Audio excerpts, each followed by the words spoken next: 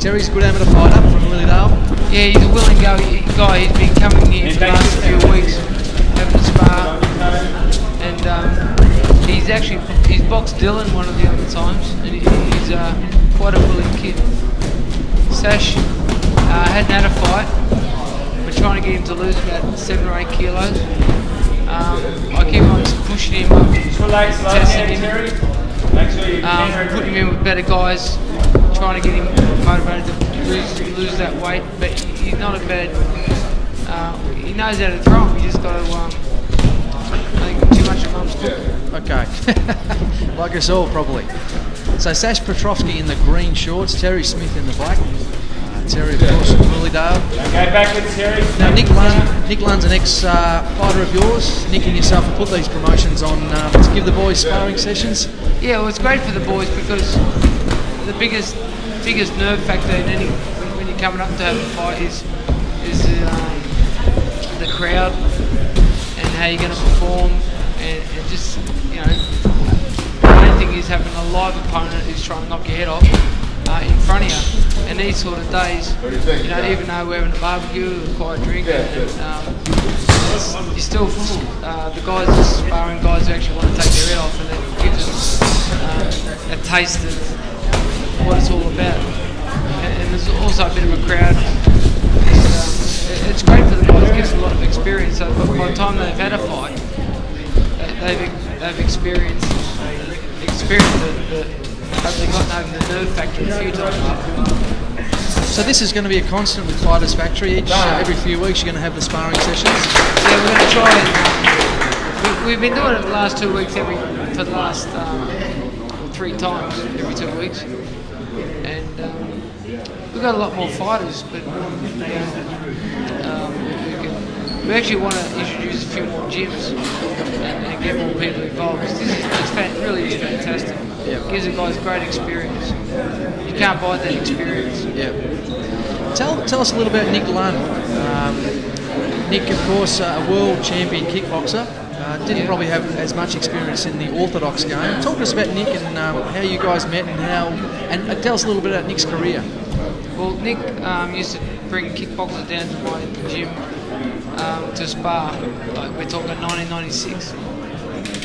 And then he was always a good guy to deal with, a guy that told you the honest opinion, honest ability of his boxer. And then a year or so later he says, once I wanted to go with boxing, will you train me? I was more than willing to, and he boxed on a couple of Bill Morty shows with Fox, like we're talking 1999, 2000. He took him on short notice, and he beat Steve Willett and the former Australian champion Steve Dewey.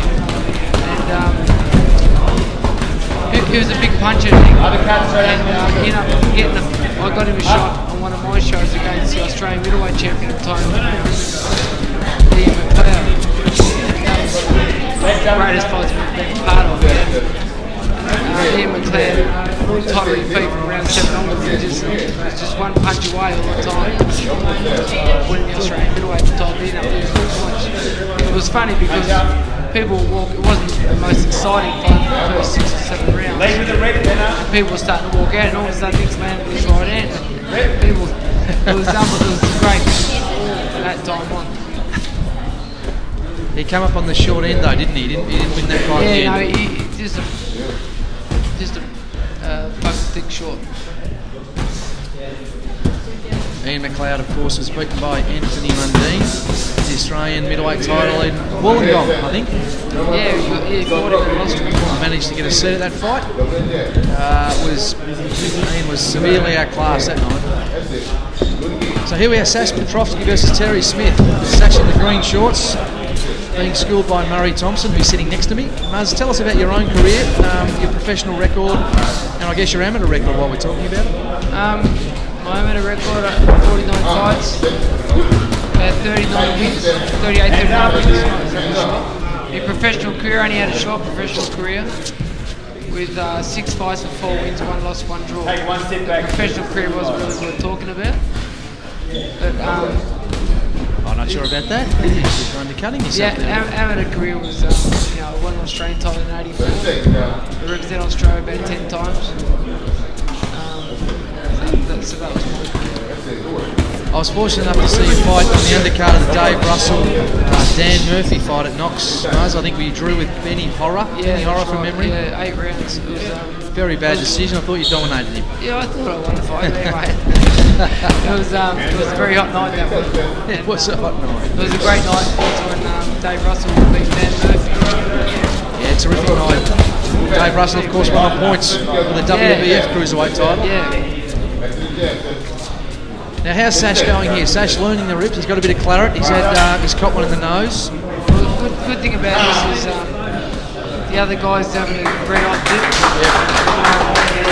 Sash isn't turning away or anything. He's having a dip right back. And this is what it's all about. Is when anyone can punch anyone. Because when they get punched back, they can handle that. And Sash is answering all the questions at the moment, I think, and that's what these days are all about.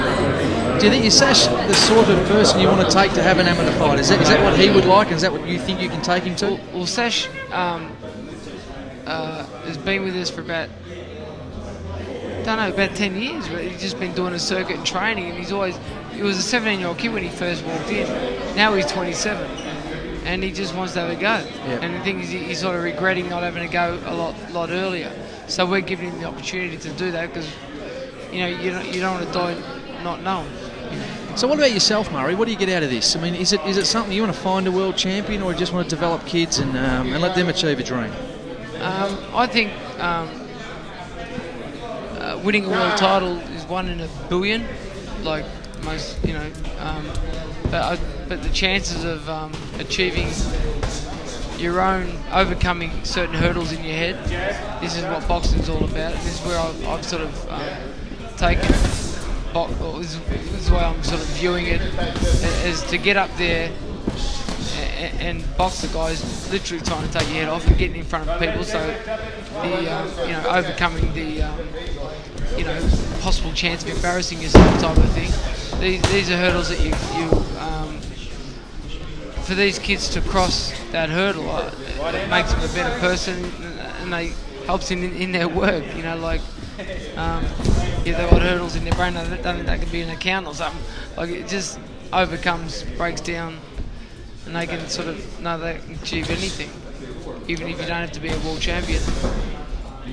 Yeah, it takes a lot of guts to get in the ring, and I have watched Sash over the last 6 or 8 weeks, and a lot of admiration for a fellow who's trying his best and has a bigger heart than me. Let me say, our producer Dave Parker is very keen to start his boxing career. Murray. Yeah. Well, we've got a few guys ready for Dave.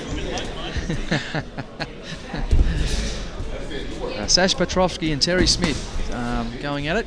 Murray Thompson's Fighters Factory sparring sessions. Blackburn Gym versus the Lilydale Gym.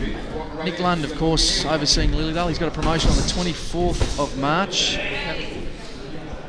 General tickets are $40, ringside $60. Freddie Tukes, direct from the USA. We'll talk about Freddie perhaps a bit later on, but Freddie comes in with a professional record of 9-1. Is making his Australian debut about a well-credentialed Thai opponent. Thai opponent has got a record of 56 wins and 1 draw. So he's very well schooled. Yeah, he's very. So we'll talk to Freddie and we'll see what brings him to the Fighters Factory. His family, of course, are coming over the next few weeks, I think. Is that right, Murray? About 7 weeks. That's 7 weeks? 7 or 8 weeks. Just waiting for the visa to happen. Yep. Now, good crowd in, of course. No, everyone demands these days. We used to have them years ago, and it's a good social day. People have a quiet drink and a snack. Well, that's the end of course, Sash Petrovsky and Terry Smith's bout. Thanks, Murray. Thanks for talking to us. Thanks, Dave. We appreciate you having us. Of course, Fighters Factory, where it's all at, where Dave Parker will be shortly starting his career on.